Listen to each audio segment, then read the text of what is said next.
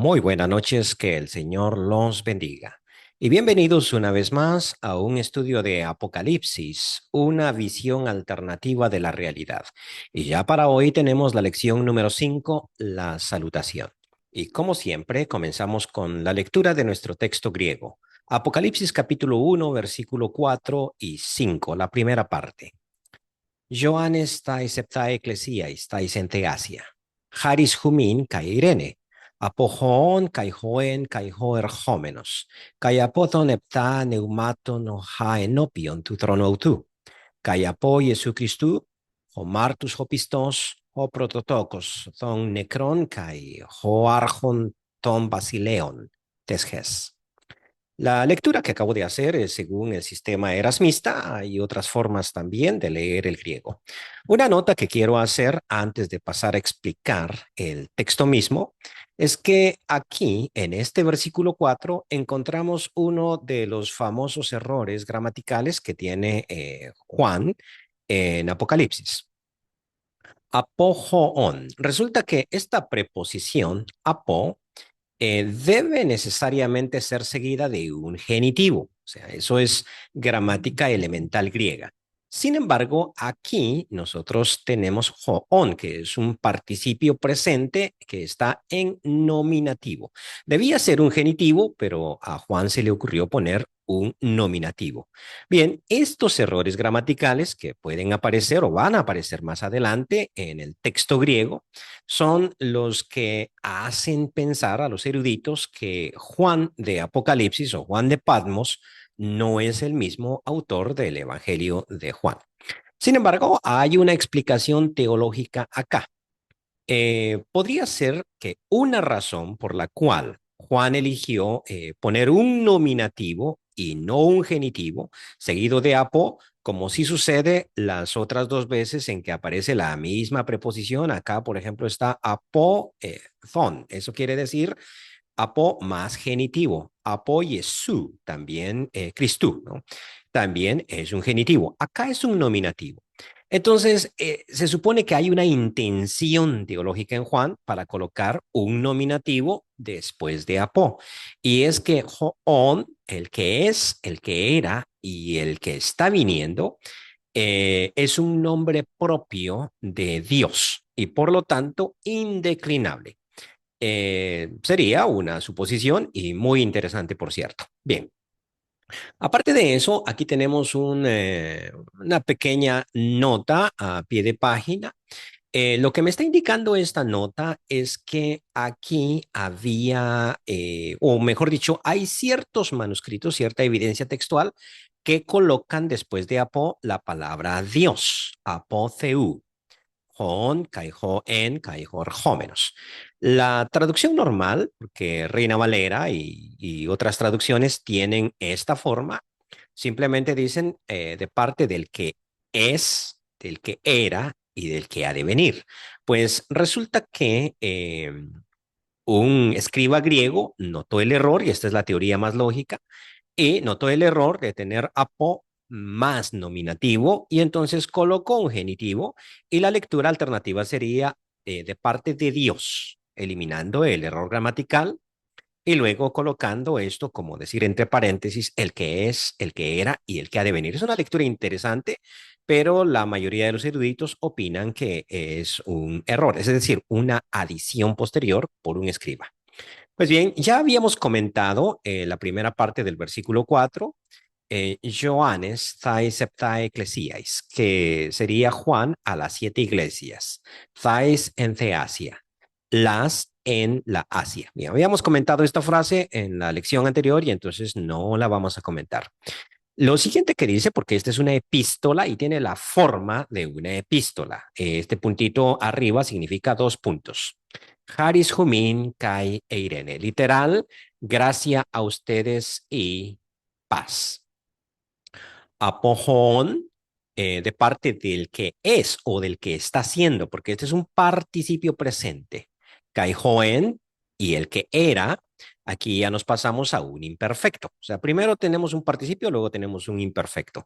Sería de parte del que es, del que era, y luego se cambia el verbo. Aquí es el verbo ser.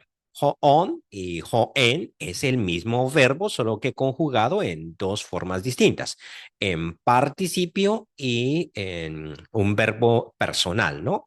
En participio y en imperfecto.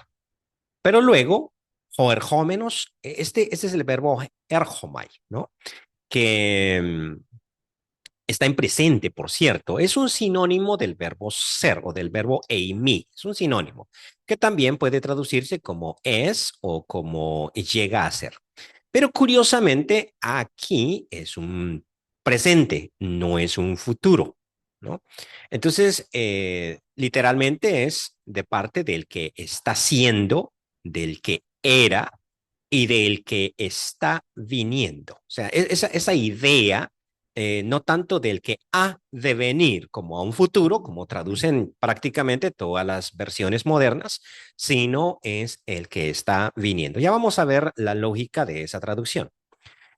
Kai apodon hepta neumaton y de parte o de los siete espíritus, haenopion tu trono autu, los que están delante del trono de él. Kaya po Jesucristo y de parte de Jesucristo, o Martus, o Pistos, el testigo fiel, o Prototocos, Don Necron, el primogénito o el primero, es el primogénito, literalmente, el primero que está en el vientre, Prototocos, ¿no? De los muertos, Kai o Arjon, el que gobierna Zon Basileon a los reyes Cesges de la tierra. Entonces, esta sería mi traducción, ya un poquito más españolizada, y hoy no voy a comparar otras traducciones, ya que no hay diferencias grandes entre ellas, ¿sí? Juan a las siete iglesias que están en Asia. Gracia y paz a ustedes, del que es y el que era y el que está viniendo. Y de los siete espíritus, los que están delante del trono. Y de Jesús Cristo, el testigo fiel, el primogénito de los muertos y el que gobierna a los reyes de la tierra. Bien, ¿qué cosas tengo que comentar de este pasaje? Y aquí es donde se pone interesante.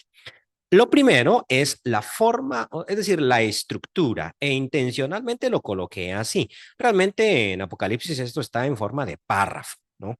Pero aquí decidí colocarlo como bosquejo para mostrar una cosa curiosa de Apocalipsis.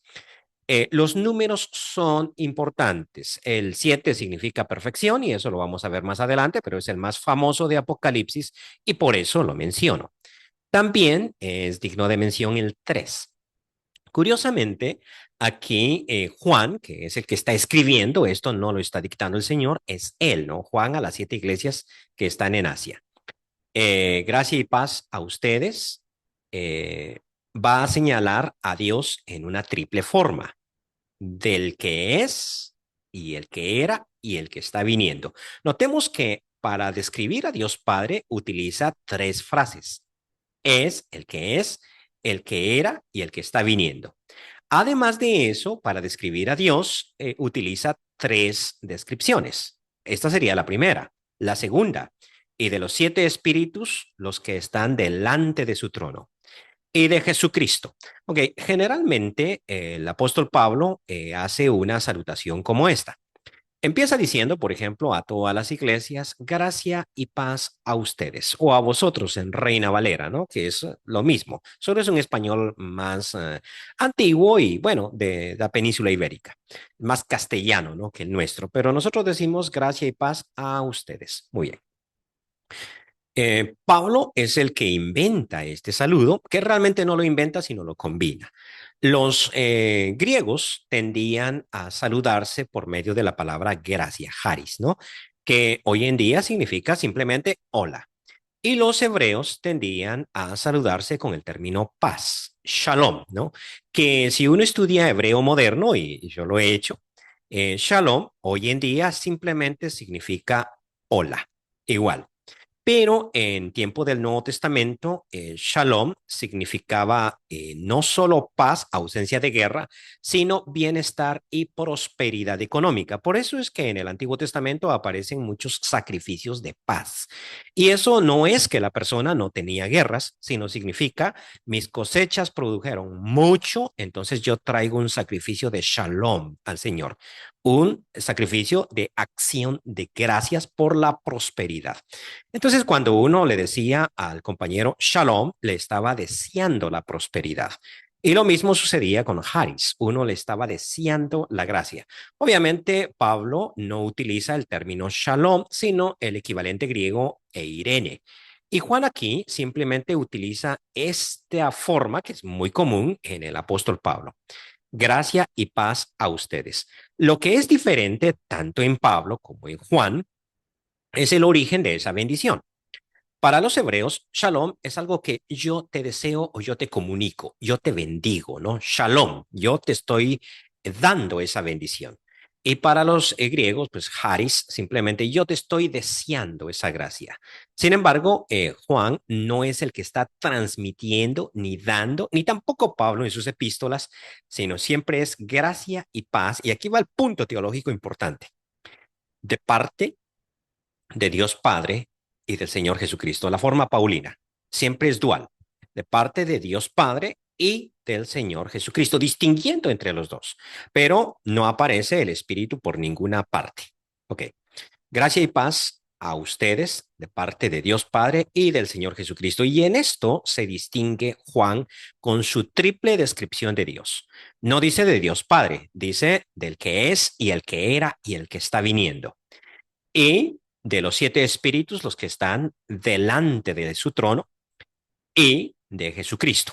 O sea, Padre, Espíritu Santo y Jesucristo. Sé que nosotros estamos acostumbrados a partir del Concilio de Nicea a decir Padre, Hijo y Espíritu Santo, pero aquí Juan lo coloca diferente. Padre, Espíritu y luego Jesucristo. Muy bien, esto tal vez porque iba a describir a Jesucristo con una triple forma también. Es decir, se describe a Dios en una triple forma y luego se describe a Jesucristo en una triple forma. El testigo fiel, el primogénito de los muertos y el que gobierna a los reyes de la tierra. O sea, tres veces en este pasaje se presenta una triple descripción. A Dios Padre se le describe como el que es, el que era y el que está viniendo. A Dios en su conjunto se le describe como Padre, Espíritu e Hijo, Jesucristo. Y a Jesucristo se le describe en una triple forma también. Y esto no es típico de este pasaje nada más, sino está por todo Apocalipsis y lo vamos a ver. El número 3 viene a ser importantísimo porque es el número del cielo, el número de la deidad. Y bueno, aquí sería impropio utilizar el término Trinidad porque no aparece en ninguna parte de la Biblia. Y también la Trinidad como tal, la descripción que curiosamente se le ha hecho teológicamente, proviene del concilio de Nicea. Si uno mira la Biblia, la descripción que se hace de Dios es un tanto diferente, que no es el tema de este estudio, es poco diferente realmente a lo que se dijo en Nicea. Así es que no la utilizamos. La descripción de la deidad simplemente es triple. Eso queda claro aquí en Apocalipsis. Pues bien, entonces, gracia y paz de parte de Dios, y ahí viene el punto teológico. Punto ministerial a mencionar una vez más en el término gracia y paz, es que la iglesia primitiva estaba formada por dos pueblos. Eso está claro en Efesios, su capítulo 2, capítulo 3, que de los dos pueblos Dios hizo uno solo. Eso también se presenta en el Evangelio de Juan. Tengo otras ovejas y las traeré para que haya un solo pastor y un solo rebaño. Y como ese rebaño tiene dos peculiaridades culturales, pues a Pablo se le ocurrió la brillante idea de hacer un saludo doble también, es decir, reconocer ambas culturas dentro del mismo pueblo. Y esto es bien interesante en el sentido pastoral, porque el Evangelio no borra la cultura, simplemente la cristianiza, la espiritualiza. Ellos no son ya más griegos, son cristianos, pero no dejan de ser griegos. Y ellos no son ya, dejaron de ser judíos, no, son judíos, pero se han convertido en cristianos. Y por lo tanto, en su nueva identidad son un solo pueblo que no borra las identidades anteriores y por eso se les saluda de manera doble. Gracia y paz a ustedes. Muy bien. La descripción que se hace de Dios es muy interesante si uno recuerda Éxodo capítulo 3. Y precisamente el siguiente estudio lo voy a hacer sobre Éxodo capítulo 3, en otra serie de estudios que estoy dando.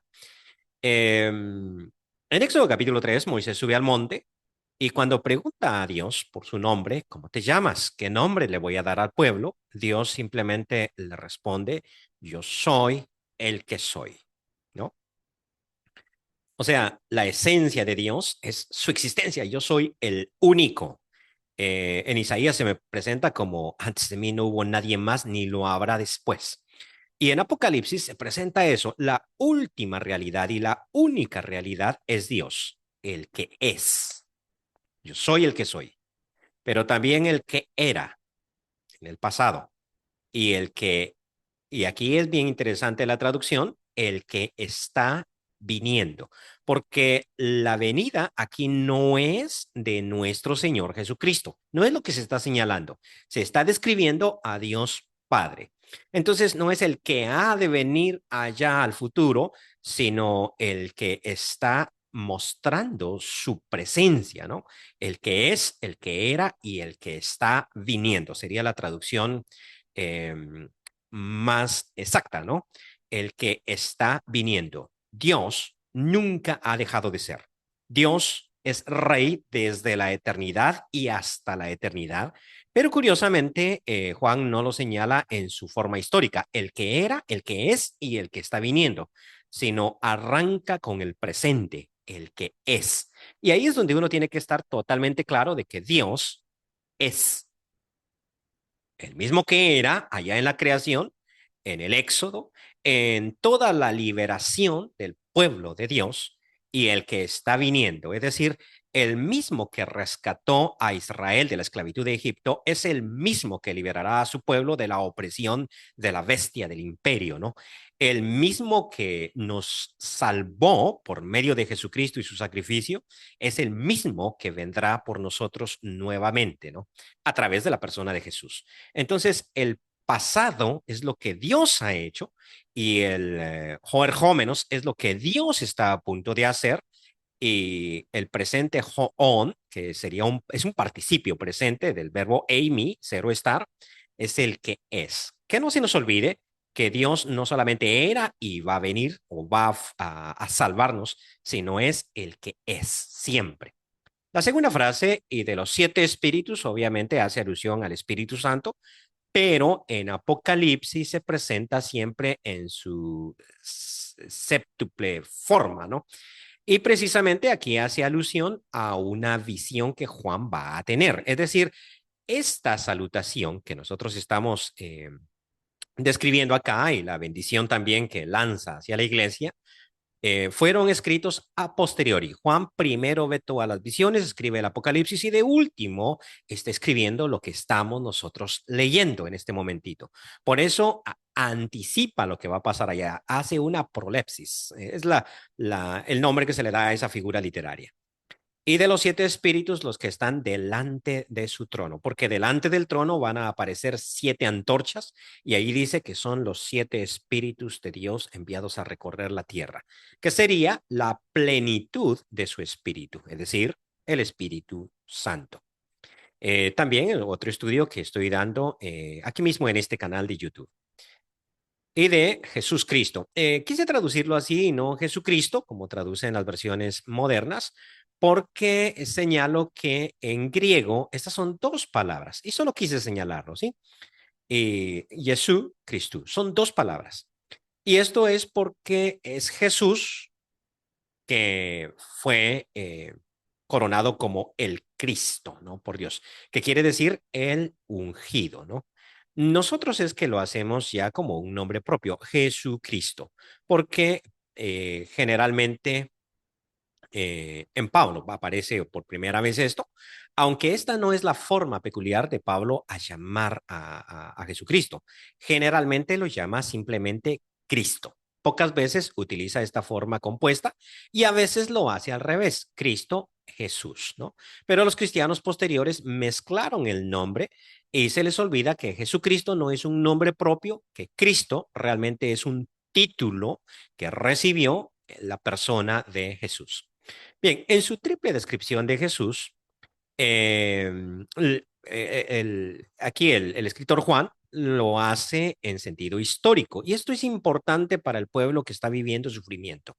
No hemos pasado todavía a describir cuál es la situación del pueblo de Dios en el contexto de Apocalipsis. Vamos a dejarlo para el capítulo 2, pero vamos anticipando ciertas cosas.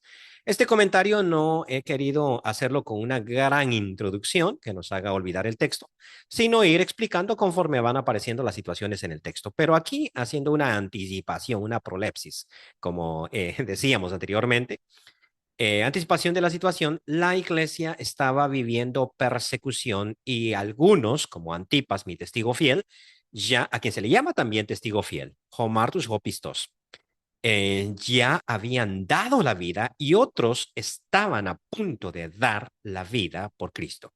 Ahora, vale la pena, veamos que Antipas más adelante se presenta como el testigo fiel.